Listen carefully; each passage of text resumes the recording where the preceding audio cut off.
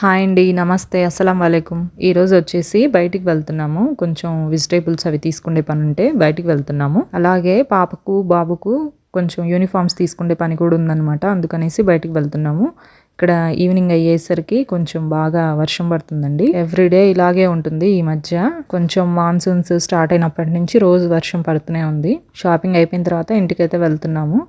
Uniforms అవైతే తీసేసుకున్నాము. కొంచెం vegetables అవి తీసుకున్నాం అనమాట. ఇప్పుడైతే ఇంటికి వెళ్తున్నాము. ఇంటికి వెళ్ళిన తర్వాత పిల్లల్ని కొంచెం ఫ్రెష్ అప్ అయిన తర్వాత కూరగాయలు అవి సర్దుతున్నాను అనమాట. ఈవినింగ్ అయ్యేసరికి అన్ని వెజిటేబుల్స్ అయితే దొరకలేదండి. కొన్ని అయితే దొరికాయి అనమాట. అంతవరకు అయితే తీసుకొచ్చాను. కొంచెం ఫ్రెష్ గా ఉన్నవి మాత్రమే. మునక్కాయలను అయితే ఇలాగా చిన్న చిన్న పీసెస్ గా కట్ చేసేసి స్టోర్ చేసుకుంటాను ఫ్రిడ్జ్ లో. కొంచెం వాష్ చేసిన తర్వాత టిష్యూస్ వేసేసి స్టోర్ చేసుకుంటాను అనమాట. అలా స్టోర్ చేసుకోవడం వల్ల మనకు ఎక్కువ రోజులు ఉంటాయండి.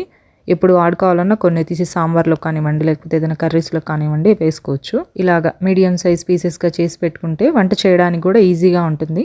అప్పటికప్పుడు కట్ చేసుకోవాల్సిన పని కూడా లేకుండా. కొంచెం నాన్ వెజ్జెస్ అవి తింటూ ఉంటారు కాబట్టి వెజిటేబుల్స్ కూడా అక్కడ ఎక్కువ లేవు కాబట్టి ఒక 2-3 వెరైటీస్ వరకే తీసుకొచ్చాను. ఇవైతే నేరేడు పళ్ళు అండి. ఇవైతే కొనలేదన్నమాట, మా డ్రైవర్ తీసుకొచ్చాడు. అక్కడ ఆఫీస్ దగ్గర చెట్టుకున్నాయని చెప్పేసి వీటిని కూడా ఒకేసారి వెజిటేబుల్స్తో పాటే క్లీన్ చేసేసి ఫ్రిడ్జ్లో పెట్టేద్దామని చెప్పేసి తీసాను.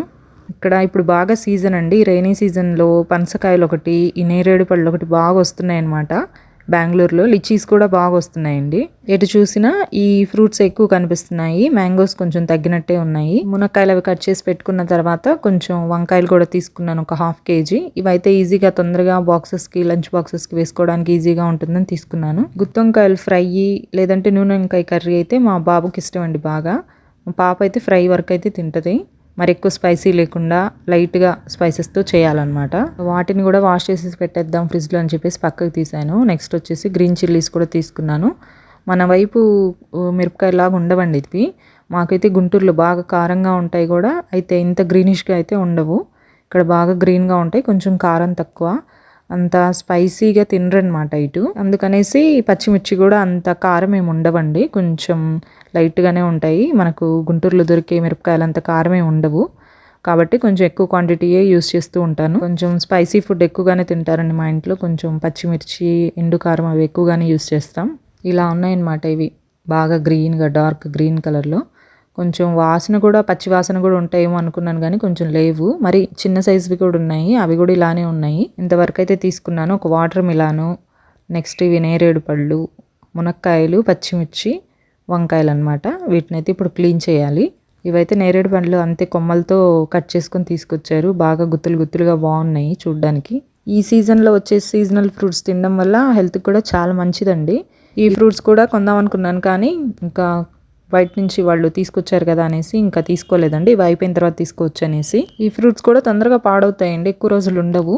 అందుకని ఇవి అయిపోయిన తర్వాత తీసుకోవచ్చులే, పిల్లలు తింటారో లేదో అని ఇంతవరకే ఉంచానన్నమాట ఇవి. ఇక్కడైతే బాగా వర్షాలు పడుతున్నాయండి. ఎవ్రీడే పడుతూనే ఉంది. ఈవినింగ్ అయ్యేసరికి పడుతుందన్నమాట. వెదర్ కూడా బాగా చల్లగా ఉంటుంది. కొంచెం బట్టలు కూడా మనకి చలికాలంలో ఎలా ఆరుతాయో అలా ఆరుతున్నాయి అనమాట ఇక్కడ. ఇంకా వచ్చే కొద్దీ చలికాలం ఎలా ఉంటుందో ఏమో భయం వేస్తుంది. నార్మల్గా కూడా పెద్ద ఎండగా ఏమి ఉండట్లేదండి. ఆఫ్టర్నూన్స్ కూడా ఒక 25-26 డిగ్రీసే ఉంటుంది. ఈవినింగ్ అయ్యేసరికి బాగా చల్లగా ఉంటుందన్నమాట. ఉదయాన్నే తొందరగా పనులు చేసుకోకపోతే, బట్టల పనులు అవి చేసేసి తొందరగా మిషన్స్ అవి ఆన్ చేసేసి ఆరేయకపోతే ఈవినింగ్కి వర్షానికి తడిసిపోతూ ఉంటాయి.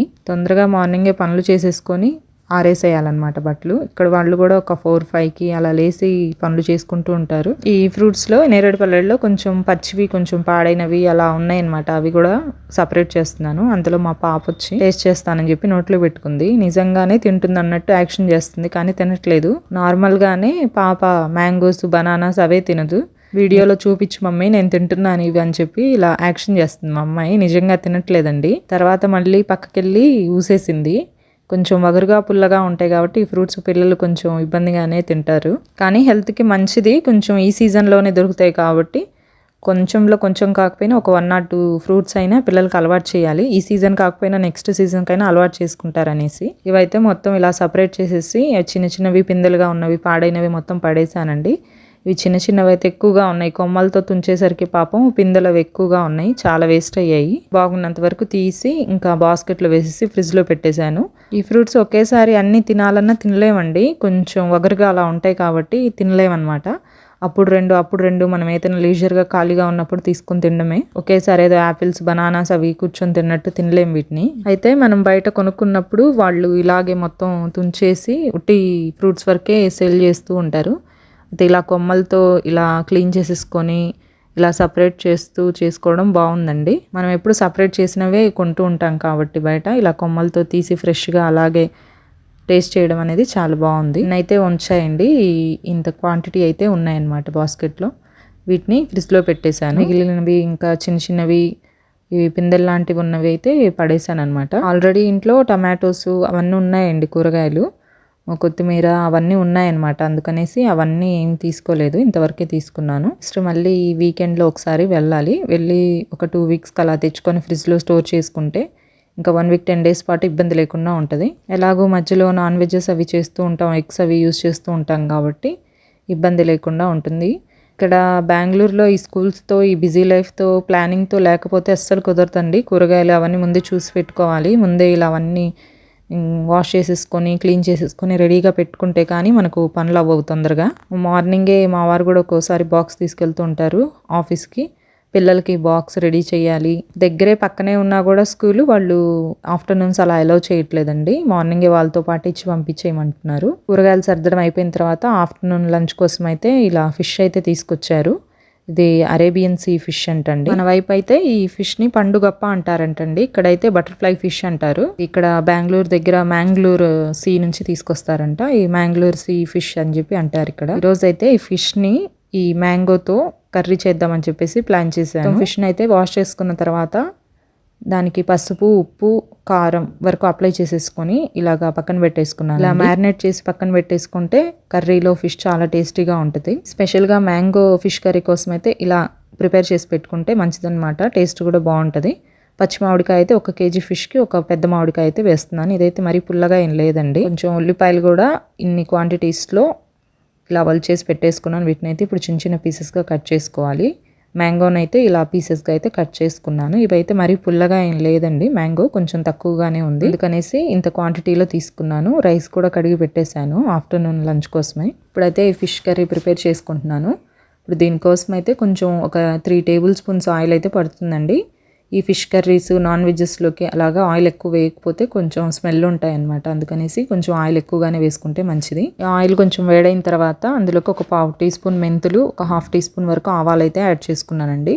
ఇవి కొంచెం చిటపట్లాడిన తర్వాత ఇందులోకి ఆనియన్స్ అయితే యాడ్ చేసుకుంటున్నాను. ఇందాక క్లీన్ చేసి పెట్టుకున్న ఆనియన్స్ ఉన్నాయి కదా, వాటిని ఇలా చిన్న చిన్న పీసెస్గా అయితే కట్ చేసి యాడ్ చేసుకున్నాను. చాలా చిన్నగా ఉంటాయండి, తమిళనాడు ఉల్లిపాయలు అంటారు, కోయంబత్తూరు ఆనియన్స్ అని. అవి వేసుకున్నా కూడా ఈ టేస్ట్ బాగుంటాయి అన్నమాట. మాకు దొరకలేదు ఇక్కడ, ఇంకా తొందరగా వచ్చేసాము, అందుకనేసి ఉన్న ఉల్లిపాయల్లోనే చిన్న చిన్నవి సెలెక్ట్ చేసుకొని వాటిని అయితే కట్ చేసుకొని యాడ్ చేసుకున్నాను. ఈ ఉల్లిపాయలు కొంచెం మగ్గిన తర్వాత ఇందులోకి 4 నుంచి 5 వెల్లుల్లి రెబ్బలు, వీటిని చిన్న చిన్న పీసెస్గా కట్ చేసేసుకొని యాడ్ చేసుకున్నాను. మీరు దంచైనా యాడ్ చేసుకోవచ్చండి, లైట్గా కచ్చపచ్చగా దంచైనా మీరు యాడ్ చేసుకోవచ్చు. ఇవి కొంచెం వేగిన తర్వాత ఇందులో అల్లం వెల్లుల్లి పేస్ట్ అనేది వేసుకోవాలి. ఇవి కొంచెం పచ్చివాసన పోయేంత వరకు ఫ్రై చేసుకోవాలన్నమాట మీడియం ఫ్లేమ్లో. కొంచెం ఇవి ఫ్రై అయిన తర్వాత ఇందులోకి పచ్చికరివేపాకు, ఒక 2 రెబ్బలు, ఒక 4 పచ్చిమిర్చి, 4 నుంచి 5 పచ్చిమిర్చి నిలువుగా చీరేసుకొని యాడ్ చేసుకున్నాను. కొంచెం బాగా మగ్గాలండి. ఈ కర్రీలోకి ఏంటంటే మనం నార్మల్గా కర్రీస్ చేసుకున్నప్పుడు మసాలాస్ అవి ఎక్కువ యూజ్ చేస్తాం కదా, కొబ్బరి మసాలా లాంటివి ఇందులో యాడ్ చేయమన్నమాట ఏమి కూడా. అందుకనేసి కొంచెం ఉల్లిపాయలే దీనికి బేస్. కొంచెం బాగా మగ్గాయంటే కొంచెం గుజ్జుగా అయ్యి కర్రీ కూడా టేస్టీగా ఉంటుంది. అందుకోసం ఎక్కువ క్వాంటిటీలో తీసుకొని వీటిని కొంచెం బాగా మగ్గనివ్వాలి. కొంచెం లైట్ బ్రౌన్ కలర్ వచ్చేంత వరకు మగ్గనిచ్చాను. ఇలాగా మూత పెట్టేసుకొని మగ్గబెట్టుకుంటే తొందరగా మగ్గుతాయి. నెక్స్ట్ ఇందులోకి ఒక పెద్ద సైజు టొమాటోని చిన్న చిన్న పీసెస్గా కట్ చేసుకొని యాడ్ చేసుకున్నాను. ఈ టొమాటోని కూడా కొంచెం బాగా మగ్గేంత వరకు మనం మూత పెట్టేసుకొని కుక్ చేసుకోవాలండి. టమాటోస్ కూడా ఎక్కువ క్వాంటిటీలో యాడ్ చేసుకోవాల్సిన అవసరం లేదు, ఎలాగో మనం మ్యాంగో యూస్ చేస్తున్నాం కాబట్టి రెసిపీలో. కొంచెం గ్రేవీ కోసం మాత్రమే ఒక పెద్ద సైజులో టొమాటోని అయితే యాడ్ చేసుకున్నాను. ఇలాగ ఉల్లిపాయ ముక్కలు, టమాటోస్ కొంచెం బాగా మగ్గిన తర్వాత కొంచెం ఇలాగ చెక్ చేసుకుని ఇందులో అల్లం వెల్లుల్లి పేస్ట్ అనేది యాడ్ చేసుకున్నాను, ఒక టేబుల్ స్పూన్ వరకు. ఈ మొత్తాన్ని పచ్చివాసన పోయేంత వరకు ఫ్రై చేసుకోవాలండి. ఇలా బయటికి నూనె తేలేంత వరకు ఫ్రై చేసుకున్న తర్వాత ఇందులో కారం, ఉప్పు, ధనియాల పొడి, పసుపు అయితే యాడ్ చేసుకుంటున్నాను. కారం అయితే ఒక 2 టేబుల్ స్పూన్స్, మిగతావన్నీ 1 టేబుల్ స్పూన్ అయితే యాడ్ చేసుకున్నాను. పసుపు అయితే 1/2 టీ స్పూనే తీసుకున్నానండి. ఇవన్నీ యాడ్ చేసుకున్న తర్వాత కొంచెం పచ్చి వాసన పోయేంత వరకు ఫ్రై చేసుకుంటున్నాను. ఇదైతే నేను కూరగాయలు అవి తీసుకొచ్చిన నెక్స్ట్ డే ఆఫ్టర్నూన్ అయితే చేశానండి కర్రీ. ఆ రోజు అయితే సాటర్డే అనమాట, మేము బయటికి వెళ్ళిన ముందు రోజు. ఆ రోజు అన్నీ కొంచెం తీసేసుకొని ఈరోజు సండే ఆఫ్టర్నూన్ అనమాట ఈ ఫిష్ కర్రీ అనేది ప్రిపేర్ చేస్తున్నాను. ఇవి కొంచెం మసాలాలన్నీ మగ్గిన తర్వాత, మసాలాలన్నీ ఫ్రై అయిన తర్వాత, కొంచెం పచ్చివాసన అంతా పోయిన తర్వాత ఇందులోకి మామిడికాయ ముక్కలు యాడ్ చేసుకున్నాను. కొంచెం మసాలాలు అవి వేగిన తర్వాత, నూనె తెలిన తర్వాత మాత్రమే ఈ మామిడికాయ ముక్కలు కూడా యాడ్ చేసుకున్నానండి. ముందైతే యాడ్ చేయలేదు. వీటిని కాసేపు మూత పెట్టేసి ఇలా మగ్గనిచ్చాను కొంచెం వాసన పోయేంత వరకు. నెక్స్ట్ ఇందులోకి 1 గ్లాస్ వరకు వాటర్ని అయితే యాడ్ చేసుకుంటున్నాను.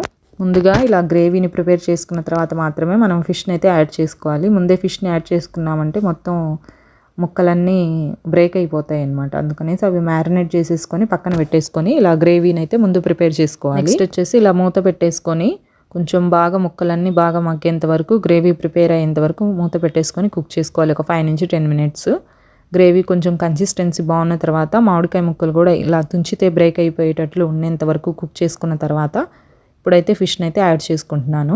రెసిపీ అనేది కర్రీ ఈ స్టేజ్లో ఉన్నప్పుడు సాల్ట్ అవి కూడా చూసేసుకొని ఒకేసారి ఈ ఫిష్ పీసెస్ని అయితే ఇలాగ యాడ్ చేసుకుంటున్నానండి. ఇలా వెడల్పుగా ఉన్నవి తీసుకుంటే మనకు బ్రేక్ అవ్వకుండా ఉంటుంది ఫిష్ కర్రీ.